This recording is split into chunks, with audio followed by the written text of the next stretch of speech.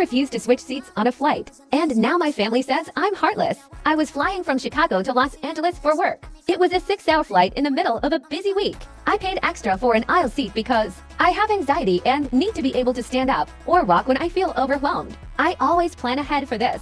Boarding was almost finished when a couple stopped at my row. The woman looked at my seat, then at me, and said, "Excuse me, would you mind switching seats so my husband and I can sit together?" She pointed toward the back of the plane. It was a middle seat, in the last row. I politely smiled and said no. I explained that I paid extra for this seat and that I needed the aisle. Her expression immediately changed. She rolled her eyes and said, "It's only a seat. We're married." I stayed calm and said, "I understand, but I'm not comfortable switching." People around us started staring. Her husband leaned over and said loudly, "Unbelievable. Some people really don't care about others." I felt my chest tighten, but I didn't respond. A flight attendant walked over and asked what was happening. The couple explained that I was refusing to move so they could sit together. I handed the attendant my boarding pass. She looked at it, nodded, and said, "He's allowed to stay in his assigned seat." The couple went silent. The woman crossed her arms and stared straight ahead for the entire flight. Every time I stood up to stretch, she sighed dramatically. When we landed, as people were getting their bags, she leaned toward me and muttered,